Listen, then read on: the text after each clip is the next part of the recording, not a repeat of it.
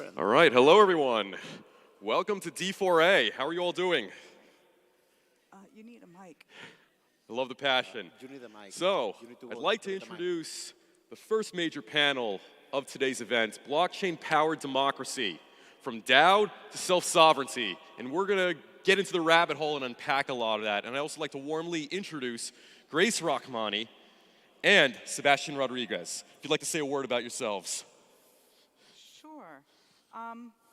I was born in the States, and I raised my children in Israel, and I live in Slovenia, and I'm speaking in Catalonia. And I feel like this topic, the first speaker mentioned it, like, oh, we're going to look at distributed democracy because of the metaverse. No, we are all living on borrowed time, and we're all living on occupied lands, and we don't identify as much with our location as we used to, and we do commerce globally, and our current governance systems are just inadequate. And so I've been in the area of democracy and DAOs since the Arab Spring because I thought, well, it's good to overthrow your dictator, but I have nothing to recommend. And that's how I got into blockchain, and so I've been in this industry about 10 years in the area of democracy and about 5 in the areas of digital democracy. Okay. I live here in Barcelona. I was born in Argentina, but I have spent the last 30 years here in Catalonia. I've been in IT and technology for the last 25, 27 years, and working for all type of companies, from startups to corporate world. And I joined the blockchain and the Web3 space quite recently. And the reason why I joined, or how they recruited me from the corporate side, is by talking me about identity and how important it is to solve the challenge of identity in the Web3 space and in internet in general, right? And initially I couldn't see why that was such a big deal, right? Everybody assumes that we have some form of digital identity, but then it was presented to me and it was demonstrated to me that we actually don't have an identity online. And the fact that we don't have an identity layer is blocking us from a lot of things that we can do in the real world that we cannot do in the digital world. And one of these things is democracy, right? Is democracy, is empowerment, is liability, accountability. I mean, there are a number of things that we haven't been able to move from the physical world to the digital world. And the common factor for many of these things is the lack of this identity. So I joined Polygon ID in creating the decentralized self-sovereign identity solution. Excellent, and it looks like we are now joined by Alessandro Perico. Alessandro, welcome. I'd like to say a word or two about yourself. Thank you for having me, and sorry we had some mic issues. So, I'm Alessandro Perico, Alex. I'm the co-founder of Outlabs, originally called Skill Wallet. In the last several years, I've been focusing my personal research and professional research in the convergence between the individual and the collective. So digital identities are very important, but it's also important that they don't live in the vacuum, but they are in some sort of collective environment. They are part of a group, and they shape themselves, they change, they evolve based on the interactions that they have with others.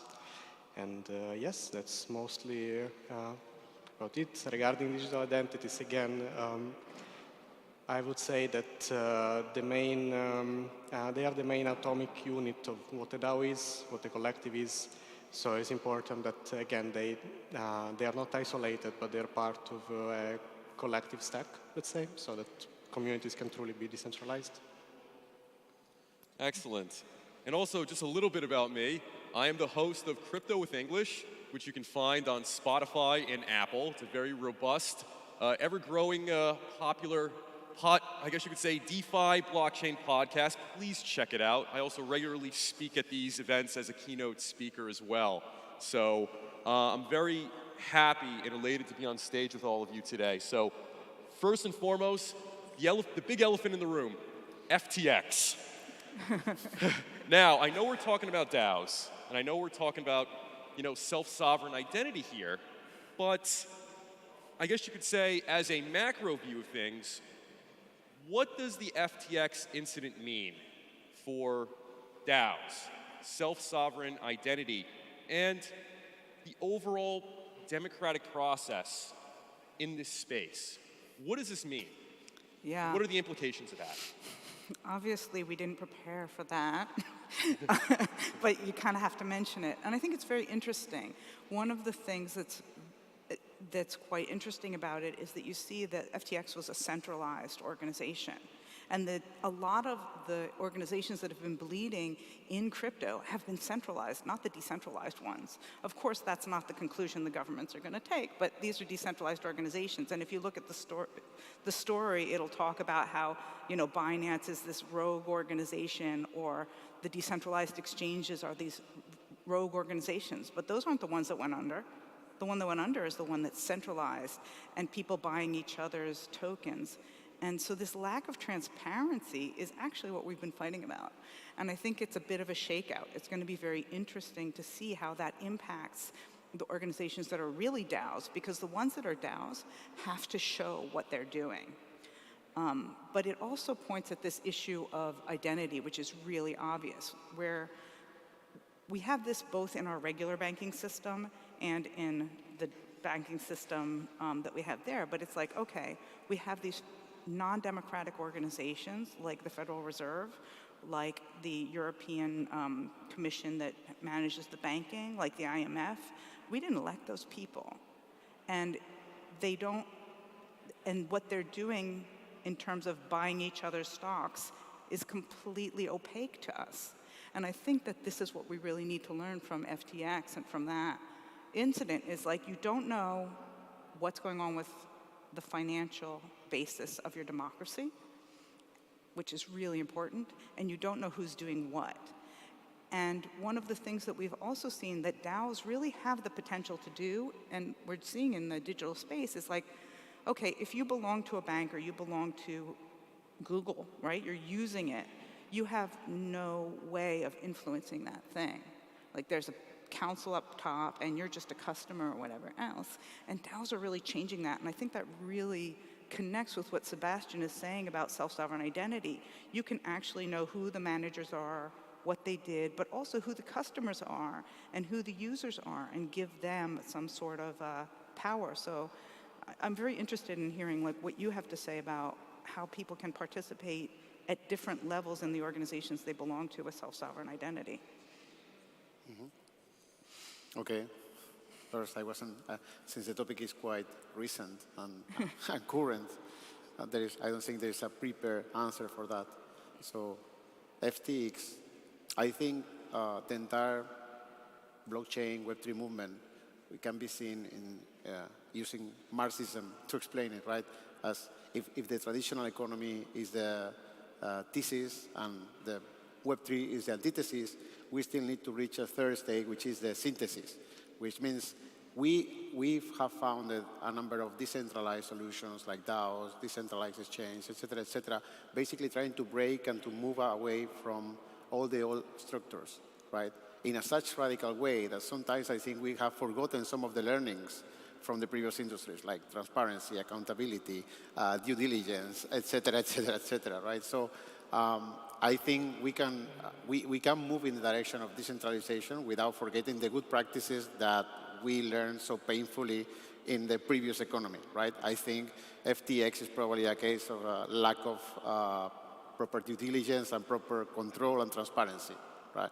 Now, trying to link that to the identities and the self-sovereign identities, et cetera, and this is probably a point where we can connect to the DAOs. So one of the topics I say is that the lack of an identity layer is blocking the possibility to bring some models to the digital world. That is because when we try to cross the barrier between the digital world and the real world, when we try to link wallets to persons, right? When we try to link interactions with real entities, right? There is no real link, right? I always remember that meme of the dog saying, in internet, nobody knows that you're a dog, right? So we are talking to virtual identities, and there is no virtual accountability. There is no law framework in the internet. So if we want to make people accountable for the decisions, if we want to link their transactions to the accountability of real companies, real people, et cetera, we need that layer of identity that can legally bind a person to his actions online. Excellent. And Alessandro? Hey guys, well, to be honest, I don't see any relationship between FTX and DAOs.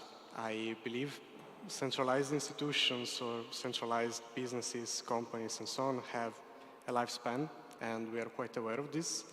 The very idea of centralization in a market is that at some point, if you keep doing the same thing, either your business will fail or it will become a monopoly that absorbs all the others. So it's not unusual that after some time or some years, some things that pretend to be decentralized or using decentralization at the end either absorb others, like Binance did with FTX in half a day, or FTX fails. And it's not unusual that people that are placed in the position of being leaders of a centralized entity abuse their power to hide documents or to keep their business surviving. So I believe these are things that rather show us how much more complex and unoptimized and unnatural it is to have a centralized business and what it forces you to do as compromises and middle grounds rather than having a decentralized entity where, yes, of course, the internal dynamics are much more complex and it's very hard to explain them, but for people to gather together and organize internally is much more natural and direct, and it's much more intuitive. So I believe FTX is a great example of why, despite us or what we may agree on today, decentralization at the end will be the most natural course of action. Well said. And let's say using FTX as a parallel to DAOs, we're essentially looking at a centralized exchange where, through malfeasance and conduct relating to that, it caused a wide amount of damage. So comparing that to DAOs, there is also a strong argument that many of these DAOs, decentralized autonomous organizations, are in fact not decentralized. In fact, many operate as if they are centralized. So would it be fair to say that there is a risk when, let's say, a DAO, which is centralized, that holds a lot of tokens, a lot of people's liquidity, that's going to harm the self-sovereign identity of those of the, you can say, the minority stakeholders or the minority representation within those? I don't think it's an identity issue. I think the identity issue is that we don't know if somebody has multiple wallets. We don't know who's actually influencing that thing. What we have in these DAOs with people, we don't have democracy mostly, we have plutocracy. One coin, one vote. And if you think that one coin, one vote is fine, then maybe you don't need self-sovereign identity. But if you want actual democracy, then you do need to know who's voting. Is this person actually a member? How many times did they vote? Are they an expert? You don't need to know their name, which is, I think, what's many people don't understand about self-sovereign identity, is that even if you order something online, the company doesn't need to know your name. That's the least important thing about you. It's like, can you pay and where do I send it? And that's all they really need to know. Or are you old enough to buy it if it's something that has a limit? And I think, what I'm hoping that self-sovereign identity is going to provide is knowing more about who that person is. Are they actually an expert? Are they actually somebody with skin in the game? And what does that mean? Because if you're talking, for example, about money, it's a little bit less interesting. I think that's one of the great things about DAO. We're playing with money.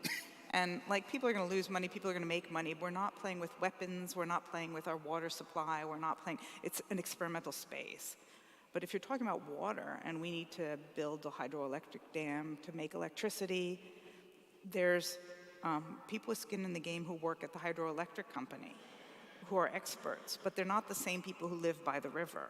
And that's where I think self-sovereign identity can say, who are you? And what is your the impact on you of a decision, and then how do you get rights that are related to that decision? And I think that's much more important outside of the realm of money. Mm-hmm.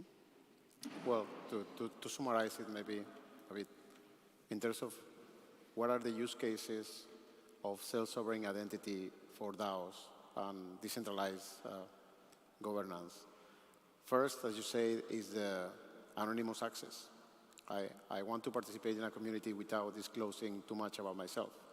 So private access control, right? That is doable with the use of technologies like zero knowledge. The second use case, or the second thing that we can do in DAOs is what is called proof of humanity and proof of uniqueness. So prove that you are not a bot, prove that you are not a farm of trolls, and prove that you are a unique person. So one person, one vote. We can accomplish that as well with verifiable credentials, sovereign identity, and similar technologies. And the last one that is probably, I mean, these two are quite obvious, right? And actually, I think without these things, if you cannot prove that you are unique and a human being and you have rights to vote, there is no case for DAOs. But the least obvious one is what we call reputation-based governance, meaning that when we say that you don't have an identity or there is no identity layer, what we really mean is that people have accounts. They don't have identities. You have your Gmail account, your DAO account, your whatever account, but these are just instruments. They are artifacts provided by different service providers that fragment your identity and that they control, right? That is not an identity. That is just an instrument of interaction. An identity is unique across all domains. So you would hold your identity as something of yours, independently of which application or system or DAO you're connecting to, which means, like in the real world, you are carrying your reputation with you wherever you go. And that allows for a number of things. So think in a community, right? Think in a small village, right? In a small village, there would be groups deciding different topics of the village, but whatever you do in a group adds up to your reputation, and that travels with you to the other group. So if you become a natural leader, or you're collaborating across multiple groups, that is traveling with you, right? And that is part of your identity. We usually say that an identity is what others say about you and what you say about yourself, right? And we haven't found yet a way to introduce that in the online communities, and I think self-sovereign solutions can provide that. Mm-hmm. Well said. Thank you. Well, I believe the question was phrased very nicely because you said two very important things. You said, what if a DAO can be centralized and it can damage self-sovereign identities that are part of it? These are the two main issues in Web3 nowadays, that DAOs can be centralized and that self-sovereign identities are a one-way communication. This is unfortunately a technical issue. Like, we consider DAOs as a sort of a decentralized collective, as a sort of grassroots organization, but that's not how it is supposed to be. It's supposed to be something like a decentralized collective or a grassroots organization that uses technology in order to be decentralized. It uses a technology that doesn't allow you to centralize specific assets, specific resources, or specific courses of action. So sometimes we forget that DAOs are not only a philosophical idea, but they are a concrete asset that lives on a blockchain where things cannot be manipulated. So the fact that DAOs can be centralized is the main issue. The second issue is that self-sovereign identities, first of all, doesn't mean that you have a verified identity. It means to be self-sovereign. It means that you decide exactly the type of data that is part of your identity. So you provide the data that constitute your identity, your credentials, and so on for the rest of the world. If you do that, this needs to be a two-way communication, because otherwise you are the one that exposes a decentralized community to risks, not the other way around. If an identity lives in the vacuum and you can provide whatever type of credentials you want and then change them over time, then it's the community that risks for you to abuse it, and not the other way around. So that's why I was saying at the beginning that identities, as we call them today, yes, can be based on very interesting, exciting, technologically challenging standards, but they don't fully fulfill their role in being the atomic unit of a DAO because they are completely unrelated and isolated from it. So I believe that these are the two issues that need to be solved and addressed. Excellent points. And let's say to the average person, layperson, if you will, walking in the streets, and let's say they asked any one of you, well, DAOs seem interesting, but what are the benefits? What's the promise behind this? So I guess when articulating this to the average person, how would any of you best characterize as the real benefits and the real promise behind what DAOs can offer really to this new Web3 era, the world that we're living in? I think that connects to the introduction that I gave. And it also, the self-sovereign identity, I don't know if everybody knows exactly what that means, but what that means is that I as an individual have the control of what I tell you. And I as an individual know what you know, and that could be you as an individual or you as a website. Like I'll go around saying I'm Grace, which is not my legal name. But I get to tell you and introduce myself as Grace because I get to choose that. And so the self-sovereign identity would give you that same kind of choice. Like, I don't have to be called what Google calls me. I get to choose. And I think it's the same with DAOs. DAOs are like, well, what community do you belong to? And that will be multiple communities. It's not appropriate anymore to say, I belong to a nationality, and that nationality gets to decide everything on my behalf. I'm going to elect somebody to go to the Capitol. Then that person going to the Capitol is going to go to the European Union on my behalf. And then energy policy is going to get decided by me, for me, by these entities. No, I belong to this energy group. And your energy group, I'm talking about energy, it's kind of obvious why, right? But your energy group might be, I belong to the group of people who have solar panels, or I belong to the kind of people who, who don't have solar panels, or don't own a car, or do own a car, or use the train or fly. And I belong into an energy group that represents my interests. And maybe I'm on the continent, or maybe I'm in Gibraltar, and maybe my interests are completely different, or maybe I live near a river. And that river runs through 3 countries. And there should be a governance of the river that isn't just everybody in separate countries. And so I think DAOs provide a framework. And again, they're not really quite working yet. We're still in early days. But a way that you can identify with the groups that make sense for you and make decisions on behalf of yourself about through identifying who you are, what you care about, and what's going to impact you. And rather than having one governance model per person, like, oh, that's it, the guys who sit in the Capitol, you would be able to have multiple entities operating on your behalf or have your say in multiple entities. So I think that that's the future. And Grace, just to quickly expand upon that, so it seems like in this new era that we're living in, when one wants to create their identity, it's not really what they're born into, the town, country, nationality. You can essentially create your self-sovereign identity and really something that derives purely from your values, and that can be expressed in a DAO.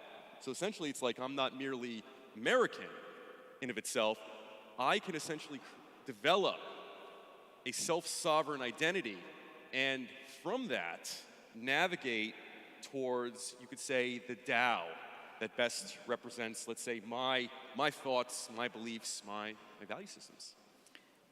Yes, and just as Sebastian pointed out, your identity is both self-created and created by others. So I can say I'm an expert in DAOs, and people will either believe me or not and let me speak on stage or not. So it's a joint effort. Got it. Yeah.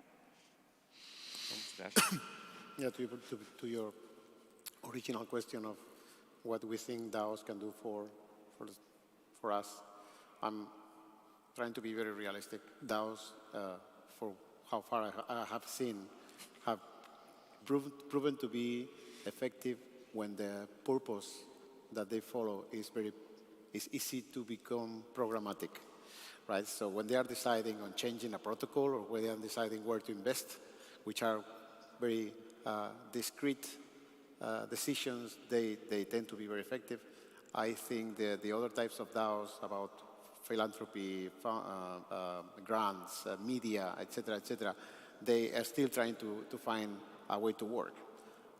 But what I think is we haven't understood yet that these other DAOs, right, are basically the democratization of the lobbies, right? If we talk about lobbies, we know perfectly what they are, and we know how they interface with the real politic, right, and how they influence decisions at all levels. But so far, the lobbying activity has been only for a selected group of people that have the resources and the long-term vision of influencing a policy in one direction, right?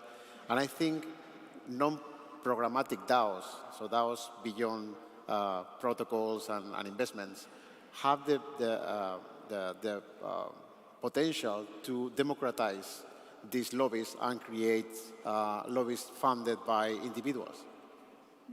Very well said. Alessandro? Hey guys, so I'm always the last one, so I need to summarize a bit. So restarting from the beginning, like what would be the way to explain to the man on the street what is the benefit of a DAO in a democratic context? Like if I were to explain it, for example, to my grandmother, let's say, I would explain it in a very simple way. So basically we have two major issues with democracy that are that the choices that we are given as a collective, as citizens and so on, are choices that have been decided by a very small group of people. That's the first thing. So we are not truly taking a collective choice. We are choosing amongst choices that have been given to us. And the second thing is the majority itself. If each voter is exactly the same of the others, people are numbers, they are not individuals. And there is a very simple way to express that mathematically as well, like between the average and the medium. The thing is that what is visible, let's say, as the first person that announces, I'm going to vote for this or that, is going to start a snowball effect for which most of the people that are looking at it, listening to it, and so on, will be taking the same exact choice because they are not aware of the implications. And if they don't care or they don't know, then the majority is not actually a collective decision, but is just a sort of snowball effect, is an avalanche. What Grace was saying was interesting because, again, I believe we should use and leverage on this technology to shift from a theoretical democracy to a practical meritocracy, where DAOs and their members are mutually more free because they have the self-sovereignty of choice, but at the same time they are both liable. They are liable because their actions will be visible. It will grow their reputation, change their reputation. It will make their commitment more or less shared by others. And for DAOs as well, because there will not be a sort of elitarian small group that decides what are the options, but they will be responsible for implementing what has been decided on a collective stance. So I believe that's the big benefit that we can bring, and again, shift from a theoretical Platonic democracy to an actual practical implementation of shared responsibility between individuals in the same group. Okay. Very well said. And, keeping all of those things in mind, are we looking at a world in the future that is effectively going to be borderless, not based on nationality, not based on national origin, but rather we're going to have a new map of the world represented by values, and I think the borders of that are going to be where people agree or disagree based on those borders, and expressed through DAOs, and of course at a micro level through wherever your self-sovereign identity aligns with. Yeah. Does anyone want to I know, take a that little bit first? of a loaded Does question, anybody want to take but that you first? guys, you have the gears turning now. This is great, though. Yeah, I can start with that if you want. I think Virtual life is already borderless. Identities have already moved online. We self-sovereign identities are not going to bring people identities online.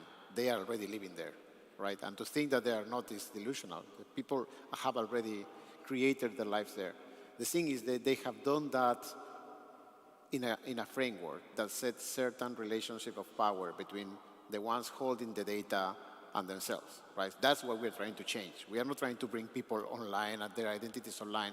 They're already there. We're just trying to give them the means to recover the control on their identities, right? Then that would be my first point. It's already borderless. The other thing is, well, it's theoretically borderless because one of the reasons why many DAOs are failing to implement their goals is because they don't have a connection to the real world. They don't have legal representatives. They don't have companies that can act in their name, et cetera, et cetera. So I think we are not going to, we won't be able to ignore the underlying legal frameworks and borders, et cetera, et cetera. We will need to work with that. I think I want to add to that. I've been talking about this for a few years, and I said if Ethereum were really smart, when they raised the money, they would have bought land, they would have bought some solar panels, they would have started growing their own food, and they'd have their own cloud servers. Because right now, Ethereum is a censored network because it's all hosted on, or majority is hosted on servers that need to obey US laws. And I think this is one place where you're taking one perspective, which is, okay, we're going to have to obey the laws. And I'm saying that in order to reach the next natural evolution of governance, which is a decentralized planetary governance, and it's not going to be one world governance. It's not going to be like some big thing coming down. It's going to be much more like a sensory system, like a bioregional sensory system, just like in my body, that it has different components that communicate with each other. But in order to get to that, the people who are trying to build it need to get a grip of reality because they have bodies and they don't have any water, food, electricity, or cloud servers, or internet of their own. I do think we will be living in parallel universes. We already are. We see people living off the grid. I don't know so much about Catalonia, but I know in the Basque Country there's people who, the people of that region who've lived there longer than the Spanish have their own set of standards that they live by that don't necessarily honor the Spanish law, and those people believe they have been here longer, okay, but it's just the way it is historically. So I'm not saying anything what's right or wrong about that, but we already live in those parallel physical societies. But the people of the land understand that that's their land, and they do have some land and water and plants and knowledge about how to take care of that. And I think that in order for us to be living in these parallel universes, we really need to look at what makes us independent from those systems. And I think, again, if we go back to the events of this week, we see that the cryptocurrency industry is completely, almost 100% dependent on the default system. And until more and more projects start to understand that they need a separate economy, that they need to stop being dependent on the petrodollar, because it all starts with energy. We burn energy all the time with our computer systems and with our mining and with our whatever it is, this thing. Until we get a grip of reality, that parallel universe won't come into existence. But I do think it's already in existence, and we're seeing it much more in the ecology movement, in the environmental movement. Those people have moved onto the land. Those people are starting to get their own resources, and we're starting to see partnerships between the crypto world and the ecological movement, because those guys got the land and those guys have some technology in order to, and DAO technology is very relevant there. These are decentralized organizations. These are people who've decided to live in intentional communities and to want collaboration, who don't want colonization. And so I think we're going to, in the next 2 years, see some very interesting experiments that are very poorly publicized because the default economy does not want people taking back the land. But some very interesting experiments in collaborations between land-based, independent regional economies and DAOs. Very well said. And Alessandro? So this is a very complex question. Well, I believe there are certain processes that take really long to realize. If you see sort of cooperation, being a collective, truly coordinate with each other and so on as a sort of process with an age, sort of personal age, we are just getting out of our childhood as a society, as a civilization. We still had the longest period since humans were alive. We were like nomadic tribes. We took quite a long time before becoming cities, towns, villages, and so on, to settle in some place and have a daily life without hunting for our own food. And now we have the possibility to pretty much have the next step, that is using self-sovereign identities, self-sovereign collectives, nation states on the internet, network states, or how they're called today, in a certain way, instead of expecting someone like the state, the government, institutions, and so on, to provide us benefits, food, things, and then give something back without any possibility of choice, like, taxes. We have the possibility nowadays to get what we deserve automatically, because it's basically what we have been doing in a collective environment. And who we are in this collective environment is at the same time what we are due at the end of the day.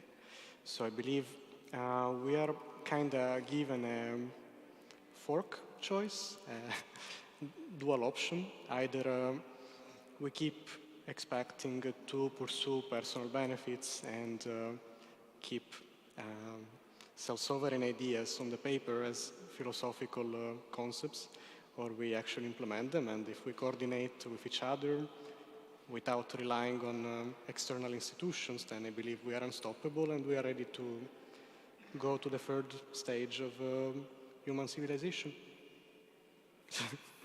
Well said. And on a final note, as we are approaching the new year, and keeping in mind how both tumultuous and revealing 2022 has been for blockchain, democracy, and related Web3 tech, to all the viewers out there, what should people be on the lookout for as we enter 2023, as far as understanding or having a better grasp of DAOs and the value of self-sovereign identity? I think this isn't true just of this year or whatever. This is going to be a rough year. The cryptocurrency industry is threatening the existing banking systems. It's threatening the existing governance systems. That's what DAOs are doing. And none of these systems are going to go out of existence without some fight, and that's what we're seeing. The most important thing that every individual needs to know is who owns you. And if that's Google or Facebook or your government, where is your food coming from? We saw this during the pandemic. I know this doesn't sound like it's connected to democracy, but of course it is. If somebody's got you by the balls, you don't have any democratic rights. And people really need to get in touch with a couple of things. One is the reality. Where is my food coming from in Spain? That's a little bit simpler than other places because this is one of the locations where that's more local. Who are my friends? Who are the people I trust? Really start developing those local ties, and who owns my identity, and will they be able to control my bank account? Tell me, rationing of food and energy is coming your way, and you will not have democracy if you have to obey whatever the government says. So start getting real about that. Sorry.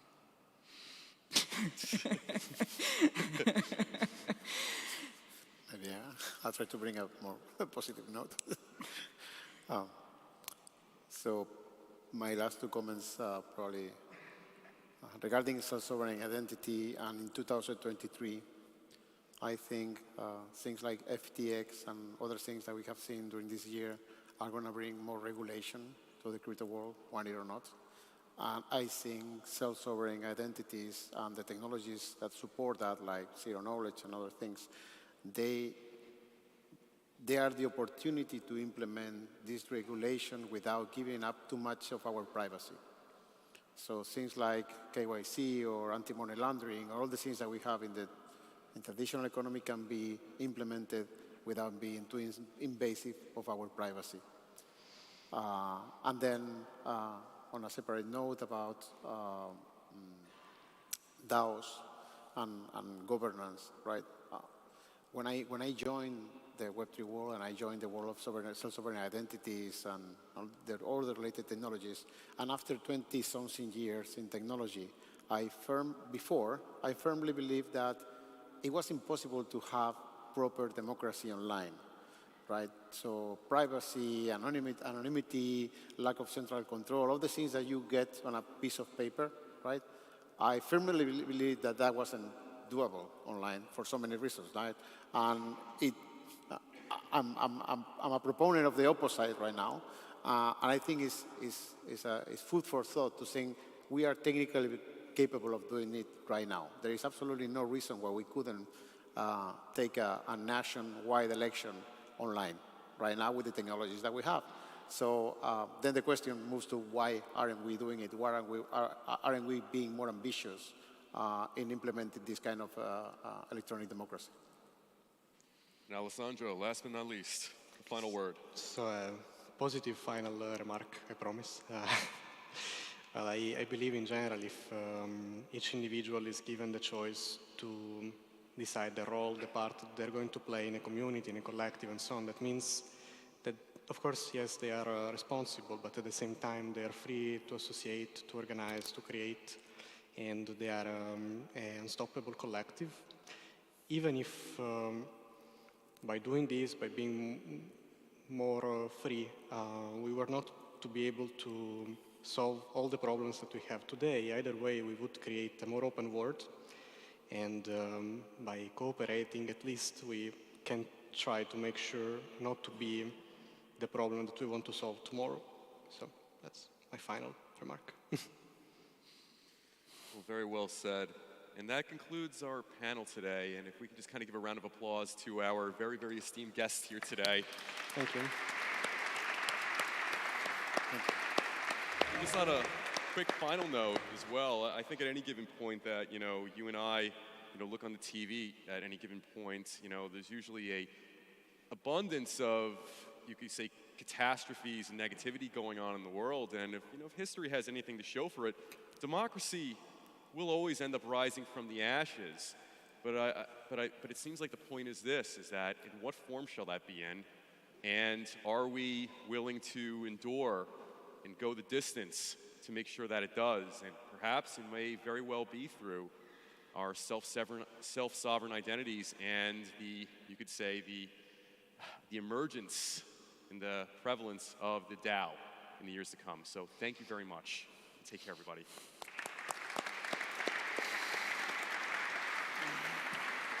Great.